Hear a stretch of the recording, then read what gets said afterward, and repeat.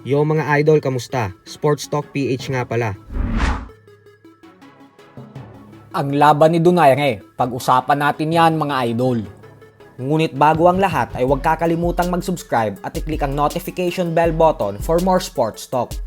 So isang napakalungkot na balita nga po para sa ating mga Pinoy boxing fans. Ito po ay dahil bigong makabasag ng record ang Pinoy boxing legend Nonito Donaire Jr. bilang oldest Filipino boxing world champion. Matapos niyang matalo sa kamay ng undefeated Japanese champion Seiya Tsutsumi via split decision. Napakaganda naman sana ng ipinakitang performance ni Donaire sa unang bahagi ng laban, kung saan nagawa niya pang basagin ang ilong ng Hapon. Subalit sa second half po ng laban ay dito na nakabawi si Tsutsumi, gawa ng napagod na din si Donaire, dahilan kung bakit nakalamang na sa puntusan ng Hapon.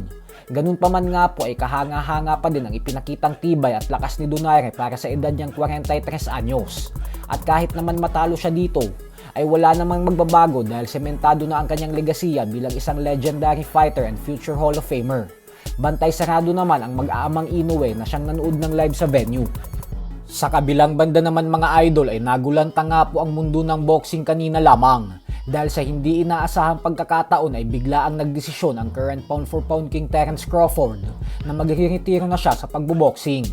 Inanunsyo po ni Crawford sa pamamagitan ng social media ang kanyang retirement, kung saan ayon kay Crawford ay mamamaalam na siya sa sports ng boxing dahil wala na daw siyang kailangan pang patunayan dito.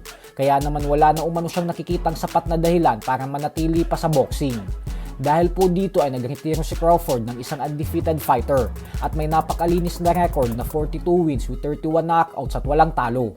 Tumagal ng 17 taon ang kanyang karera sa professional boxing, kung saan nagawa niyang maging isang 5-division champion at record-breaking 3-division undisputed champion.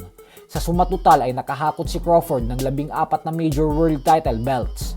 Nasungkit niya din ng 2 beses ang Fighter of the Year Award noong taong 2014 at 2017 sa ESPN. Bukod dyan ay pinangalanan din si Crawford ng The Ring Magazine bilang 3rd best fighter sa 21st century, sa likod lamang ni Manny Pacquiao at Floyd Mayweather Jr.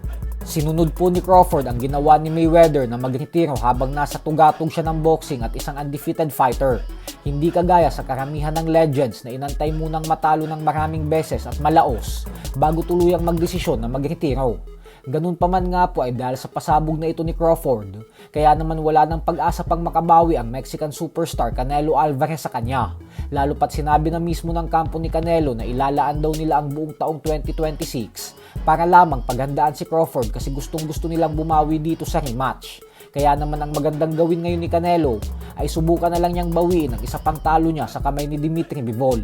Dahil sinabi na din mismo ni Bivol na handa daw siyang bigyan ng rematch ulit si Canelo, basta wag lang siyang baratin sa usapang salapi.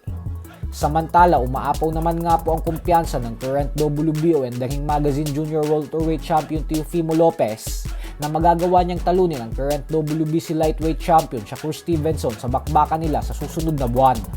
Ayon kay Lopez ay easy work lang daw para sa kanya si Stevenson kasi hindi naman daw ito yung tipo ng fighter na espesyal. Pero sa kabila nga po ng lahat ng sinasabi ni Lopez ay hindi pa din po kumbinsido ang karamihang fight fans na magagawa talaga ni Lopez ang mga sinasabi niya kasi naniniwala po ang karamihan na walang pag-asang manalo si Lopez kay Stevenson. Kaya naman kayo na lang po humusga dyan. So hanggang dito na lang po muna tayo mga idol.